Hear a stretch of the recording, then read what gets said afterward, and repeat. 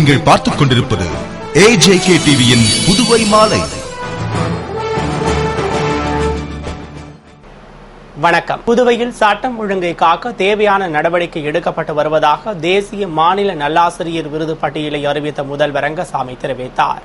புதுவையில் முதல்வர் ரங்கசாமி செய்தியாளர்களுக்கு அளித்த பேட்டியில், மத்திய அரசின் 2012ஆம் ஆண்டிற்கான தேசிய நல்லாசிரியர் விருதுக்கு புதுவையிலிருந்து 2 ஆசிரியர்கள் தேர்வு செய்யப்பட்டுள்ளதாகவும், அதன்படி துவக்கநிலை பிரிவில் கதிர்காமம் தில்லையடி வள்ளியம்மை அரசு உயர்நிலைப்பள்ளி தலைமை ஆசிரியர் நிலை 2 வெற்றிவேல், இடைநிலை பிரிவில் சேதராப்பட்டு அரசு மேல்நிலைப்பள்ளி துணை முதல்வர் அப்துல் வாஹித் ஆகியோர் தேர்வு செய்யப்பட்டுள்ளதாக தெரிவித்தார்.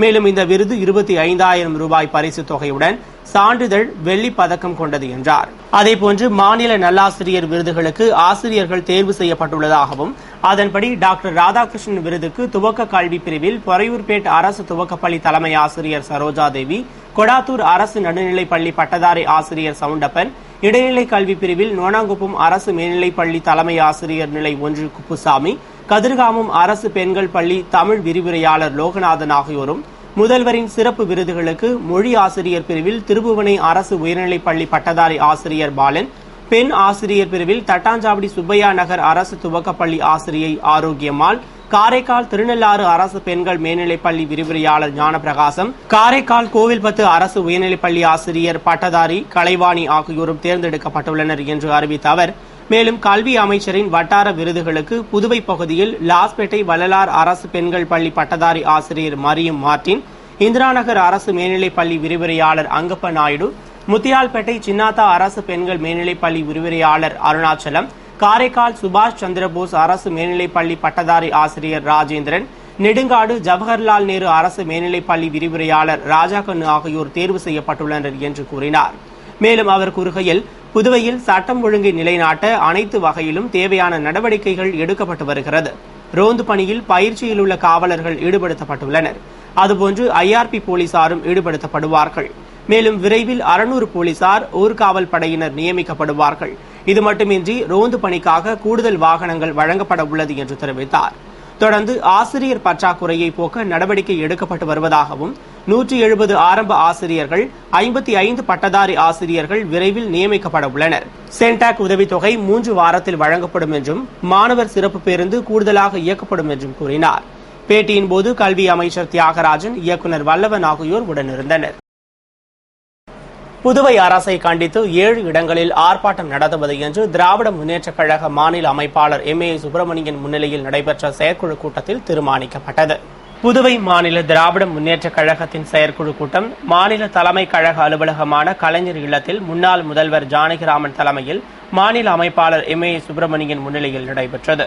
கூட்டத்தில் துணை அமைப்பாளர் SP சிவகுமார், பொருளாளர் அனிவால் கென்னடி, தலைமை செயற்குழு உறுப்பினர் சோமசுந்தரம், முன்னாள் சட்டமன்ற உறுப்பினர் சிவா, முன்னாள் நகரமன்ற துணைத் தலைவர் ஜான்குமார், முன்னாள் கொம்யூன் பஞ்சாயத்து தலைவர் AK குமார், தலைமை பொதுக்குழு உறுப்பினர்கள் பழனி, அருள் செல்வி, கோபால், தொகுதி செயலாளர்கள் ஏம்பலம் செல்வம், வழக்கறிஞர் செந்தில்குமார், நடராஜன், இளைஞரணி அமைப்பாளர் முகமது யூனுஸ், வழக்கறிஞர் அமாவாசை, தொழிலாளர் முன்னேற்ற சங்க செயலாளர் பிராங்க்லின் பிரான்சுவா, ஆதிதிராவிடர் நலக்குழு அமைப்பாளர் அன்புச்சூரியன், மீனவரணி அமைப்பாளர் கோதண்டபாணி, மாணவரணி அமைப்பாளர் மணிமாறன், இளைஞரணி துணை அமைப்பாளர்கள் சந்தோஷ்குமார், திருவாண்டார் கோவில் காந்தி, ஜெயபிரகாஷ் உள்ளிட்ட நிர்வாகிகள் கலந்து கொண்டனர். மாநில அமைப்பாளர் MA சுப்பிரமணியன் உரையாற்றிய கூட்டத்தில், சிறந்த சுற்றுலா தலமாகவும் அமைதி பூங்காவாகவும் விளங்கி வந்த புதுவை இன்று கொலை களமாகவும் கொள்ளை கேந்திரமாகவும் மாறியுள்ளது.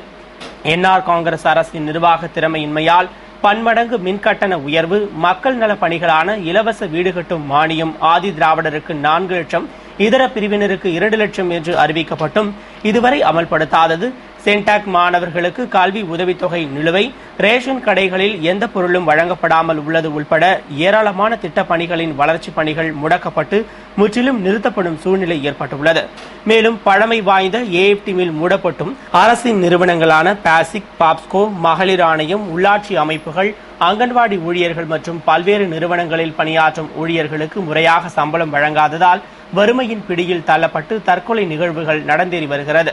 இது மட்டுமின்றி பணி நீக்கம் செய்யப்பட்ட 4500க்கும் மேற்பட்ட ஊழியர்களுக்கு பணி வழங்கப்படும் என்று உறுதியளித்த அரசு இதுவரை ஒருவருக்கு கூட பணி வழங்கவில்லை. அரசு பணிகளில் காலியிடங்கள் நிரப்பப்படாததால் அரசு பணிகள் பெரிதும் பாதிக்கப்பட்டுள்ளன. இதுபோன்று ஏராளமான குறைகளுடன் மாநில வளர்ச்சியை கருத்தில் கொள்ளாமல் நிர்வாக திறனற்ற செயலற்ற ஆளும் என்ஆர் காங்கிரஸ் அரசின் செயல்பாட்டை மக்களுக்கு விளக்கும் வகையிலும் ஆட்சியாளர்கள் போக்கில் மாற்றத்தை ஏற்படுத்தவும் மக்களுக்கு பாதுகாப்பு வழங்க வலியுறுத்தியும் புதுவை மாநில திமுக சார்பில் மக்களுக்காக மக்கள் போராட்டம் நடத்த முடிவு செய்யப்பட்டது. 2 நகராட்சி பகுதியில் உள்ள தொகுதிகள், 5 கொம்யூன் பஞ்சாயத்துகளில் உள்ள தொகுதிகளை உள்ளடக்கி 7 இடங்களில் மக்களை திரட்டி ஆர்ப்பாட்டம் நடத்துவது என்று தீர்மானம் நிறைவேற்றப்பட்டது. மற்றும் முத்தியால்பேட்டை தொகுதி கழக அவைத் தலைவர் முன்னாள் தொகுதி செயலாளருமான வைத்திலிங்கம், அரியநகர் கழக முன்னாள் செயலாளரும் முன்னாள் கவுன்சிலருமான கந்தாமு என்கிற கந்தசாமி, காட்டிற்குப்பம் கிளைக்கழக உறுப்பினர் காத்தாடி என்கிற ஜெயராமன் ஆகியோரின் மறைவிற்கு இரங்கல் தெரிவித்து தீர்மானம் நிறைவேற்றப்பட்டது. பாராளுமன்ற தேர்தலை முன்னிட்டு வாக்குப்பதிவு இயந்திரங்களை சரிபார்க்கும் பணி புதுவை தலைமை தேர்தல் அலுவலகத்தில் அனைத்து கட்சியினர் முன்னிலையில் நடைபெற்றது. எதிர்வரும் பாராளுமன்ற தேர்தலை முன்னிட்டு இந்திய தேர்தல் ஆணையம் அனைத்து மின்னணு வாக்குப்பதிவு இயந்திரங்களின் முதற்கட்ட பரிசோதனையை வாக்குப்பதிவு இயந்திரங்களை தயாரித்த நிறுவனத்தின் துணையோடும் அரசியல் கட்சி பிரதிநிதிகளின் முன்னிலையிலும் செய்ய வேண்டும் என்று ஆணையிட்டிருந்தது. இதனையடுத்து புதுவைக்கான 851 கண்ட்ரோல் மற்றும் 1473 பேலட் யூனிட்டுகளின் முதற்கட்ட பரிசோதனை தலைமை தேர்தல் அலுவலகத்தில் அனைத்து கட்சி பிரதிநிதிகள் முன்னிலையில் நடைபெற்றது. என்ஆர் காங்கிரஸ் சார்பில் வாரிய தலைவர் ஜெயபாலன் வேல்முருகன், திமுக சார்பில் முன்னாள் அமைச்சர் SP சிவகுமார், காங்கிரஸ் சார்பில் முன்னாள் சட்டமன்ற உறுப்பினர் மனோகரன், விநாயகமூர்த்தி, இந்திய கம்யூனிஸ்ட் சார்பில் கீதநாதன், பாரதிய ஜனதா கட்சி சார்பில் நகர மாவட்ட பொதுச் செயலாளர் மூர்த்தி, பகுஜன் சமாஜ் கட்சி சோமசுந்தரம் உள்ளிட்டோர் முன்னிலையில் கூடுதல் தலைமை தேர்தல் அதிகாரி பங்கஜ்குமார் பணியை துவக்கி வைத்தார். அதில் முதல் கட்டமாக 50 வாக்கு எந்திரங்களில் 1000 வாக்குகள் பதிவு செய்யப்பட்டு வாக்குப்பதிவு எந்திரங்கள் சரியாக கணக்கிடப்பட்டுள்ளதா என்று கண்டறியப்பட்டது. புதுவை முன்னாள் சபாநாயகர் ராதாகிருஷ்ணன் அரசியலிலிருந்து ஓய்வு பெறுவதாக அறிவித்ததை அடுத்து ராஜினாமாவை மறுபரிசீலனை செய்ய வலியுறுத்துவோம் என்று மாநில காங்கிரஸ் தலைவர் AV சுப்பிரமணியன் தெரிவித்துள்ளார். புதுவை மாநில காங்கிரசின் மூத்த தலைவர்களுள் ஒருவரான ராதாகிருஷ்ணன் கடந்த 2001ஆம் ஆண்டு கண்ணன் தலைமையில் இயங்கிய புதுச்சேரி முன்னேற்ற காங்கிரஸ் சார்பில் போட்டியிட்டு வெற்றி பெற்றார். பின்னர் கண்ணன் காங்கிரஸ் கட்சியில் இணைந்தபோது 2006ஆம் ஆண்டு நடைபெற்ற தேர்தலில் வெற்றி பெற்று சபாநாயகராக பணியாற்றினார். இதனையடுத்து 2011இல் நடைபெற்ற தேர்தலில் போட்டியிட்டு தற்போதைய அமைச்சர் தியாகராஜனிடம் தோல்வியடைந்தார். இதன் பின்னர் கட்சி பணிகளில் ஈடுபடாமல் ஒதுங்கியிருந்த நிலையில் தொகுதி காங்கிரஸ் கமிட்டி உறுப்பினர் மற்றும் காரைக்கால் மத்திய மாவட்ட பொறுப்பாளராக நியமிக்கப்பட்டார். இந்நிலையில் தான் அரசியலிலிருந்து விலக இருப்பதால் காங்கிரஸ் கட்சி அடிப்படை உறுப்பினர் மற்றும் பொறுப்புகளை ராஜினாமா செய்வதாக ராதாகிருஷ்ணன் மாநில காங்கிரஸ் தலைவர் AV சுப்பிரமணியத்திடம் கடிதம் கொடுத்துள்ளார். தற்போது அவரது ராஜினாமா கடிதம் பரிசீலனையில் உள்ள நிலையில் இதுகுறித்து மாநில காங்கிரஸ் தலைவர் AV சுப்பிரமணியன் கூறுகையில், கட்சியிலிருந்து விலகுவதாக ராதாகிருஷ்ணன் கடிதம் கொடுத்துள்ளார் என்றும், மேலும் குருவிநத்தம் தொகுதியில் காங்கிரஸ் கட்சிக்கும் அவருக்கும் செல்வாக்கு உள்ளது, இதனால் கட்சியில் நீடிக்க வேண்டும் என்று அவரை தொடர்ந்து வலியுறுத்துவோம் என்று கூறினார். ராஜினாமா குறித்து முன்னாள் சபாநாயகர் ராதாகிருஷ்ணன் கூறுகையில், அரசியலில் சுயநலம் அதிகமாகிவிட்டது, தன்னால் சுயமாக செயல்பட முடியவில்லை என்பதால் அரசியலிலிருந்து விலக முடிவு செய்துள்ளதாகவும், அரசியலிலிருந்துதான் மக்கள் சேவையாற்ற வேண்டும் என்பதில்லை, அரசியலில் இல்லாமலேயே மக்களுக்கு பணியாற்றலாம் என்பதால் தான் இந்த முடிவை எடுத்ததாக கூறினார். புதுவை நெல்லித்தோப்பு மகாத்மா காந்தி அரசு நடுநிலைப் பள்ளியில் நடைபெற்ற அறிவியல் கண்காட்சியினை பெண்கல்வி துணை இயக்குநர் மீனாட்சி துவக்கி வைத்தார்.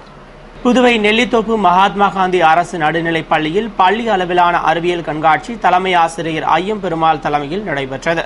நிகழ்ச்சியில் பள்ளிக் கல்வி பெண்கல்வி துணை இயக்குநர் மீனாட்சி சிறப்பு விருந்தினராக கலந்து கொண்டு கண்காட்சியை திறந்து வைத்து பார்வையிட்டார்.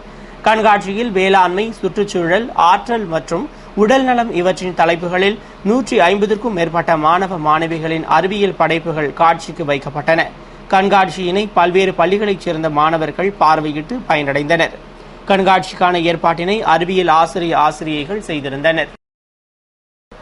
புதுவையில் சிலிண்டர் மானியம் வழங்கும் திட்டத்தை செயல்படுத்த 3 மாதம் காலக்கெடு நீட்டிக்க வேண்டும் என்று மத்திய அரசிற்கு முதல்வர் ரங்கசாமி கடிதம் எழுதியுள்ளார். புதுவையில் மத்திய அரசு உங்கள் பணம் உங்கள் கையில் திட்டத்தை அமல்படுத்தியுள்ளது. மேலும் இந்த திட்டத்தின் மூலம் எரிவாயு சிலிண்டர் மானியம் வங்கி மூலம் பயனாளிகளுக்கு நேரடியாக வழங்கப்படுகிறது. இதற்காக பயனாளிகள் ஆதார் எண் பதிவு செய்து அந்த எண்ணுடன் வங்கி கணக்கை இணைக்க வேண்டும். மேலும் இந்த திட்டம் செப்டம்பர் 1ஆம் தேதி முதல் நடைமுறைப்படுத்தப்படும் என்று அறிவிக்கப்பட்டது. மற்றும் ஆதார் எண்ணை வங்கிக் கணக்கில் இணைக்காதவர்களுக்கு எரிவாயு சிலிண்டர் மானியம் வழங்கப்படாது என்று அறிவித்தும் ஆதார் கார்டு பெற 3 மையங்களில் புகைப்படம் எடுக்கும் பணி நடந்து வரும் நிலையிலும் 20% மேற்பட்டவர்கள் இந்த பணியை செய்யவில்லை. எனவே ஆதார் கார்டு பணிகள் முடிவடையாத நிலையில் இந்த திட்டத்தை செயல்படுத்தினால் மக்கள் பாதிக்கப்படுவார்கள் என்று சட்டசபை பட்ஜெட் கூட்டத்தில் அனைத்து கட்சி உறுப்பினர்களும் எதிர்ப்பு தெரிவித்ததோடு இந்த திட்டத்தை செயல்படுத்தும் காலக்கெடுவை நீட்டிக்க வேண்டும் என்று கோரிக்கை விடுத்தனர். இதன் காரணமாக கடந்த 1ஆம் தேதி முதல் எரிவாயு சிலிண்டர் மானியம் நிறுத்தப்பட்டுள்ளது. மேலும் திட்டத்தை நடைமுறைப்படுத்த காலக்கெடுவை 3 மாதம் நீட்டிக்க வேண்டும் என்று முதல்வர் ரங்கசாமி மத்திய அரசுக்கு கடிதம் எழுதியுள்ளார். மேலும் இதுகுறித்து மத்திய அரசின் பதில் எதிர்பார்க்கப்படுகிறது என்று குடிமைப்பொருள் வழங்கல் துறை அதிகாரி தெரிவித்துள்ளார். புதுவையில் மாணவர் சிறப்பு பேருந்துகளை கூடுதலாக இயக்க கோரி அரசு மகளிர் மற்றும் குழந்தைகள் மருத்துவமனை அருகே இந்திய மாணவர் சங்கத்தினர் சிறப்பு பேருந்தை சிறைபிடித்து போராட்டத்தில் ஈடுபட்டனர். புதுவையில் 55 மாணவர் சிறப்பு பேருந்து இயக்கப்பட்டு வந்த நிலையில் தற்போது 44 தான் இயக்கப்படுகிறது. இதனால் மாணவர்கள் பேருந்து படிக்கட்டிலும் பின்புற ஏணி மற்றும் மேற்கூரையிலும் பயணம் செய்ய வேண்டிய அவலநிலை ஏற்பட்டுள்ளதால் ராஜீவ்காந்தி அரசு மகளிர் மற்றும் குழந்தைகள் மருத்துவமனை அருகே திருக்குன்னூரிலிருந்து 150 மாணவர்களை ஏற்றி வந்த மாணவர் பேருந்தை இந்திய மாணவர் சங்கத்தினர் சங்க துணைத் தலைவர் ரஞ்சித், செயலாளர் ஆனந்த் ஆகியோர் தலைமையில் மோதிலால் நேரு அரசு பாலிடெக்னிக், தாகூர் கலை கல்லூரி, புதுவை பல்கலைக்கழக சமுதாய கல்லூரியைச் சேர்ந்த 200க்கும் மேற்பட்ட மாணவர்கள் போராட்டத்தில் ஈடுபட்டனர். தகவலை அறிந்து வந்த போலீசார் மற்றும் கல்வித்துறை துணை இயக்குநர் ரகுபாலன் ஆகியோர் மாணவர்களிடம் சமரச பேச்சுவார்த்தை நடத்தி அதிகம் மாணவரை ஏற்றும் பேருந்துகள் குறித்து 2 குழுக்கள் அமைத்து கண்காணிக்கப்படும் என்று உறுதியளித்ததால் அனைவரும் கலைந்து சென்றனர். இத்துடன் செய்திகள் நிறைவடைந்தன. வணக்கம்.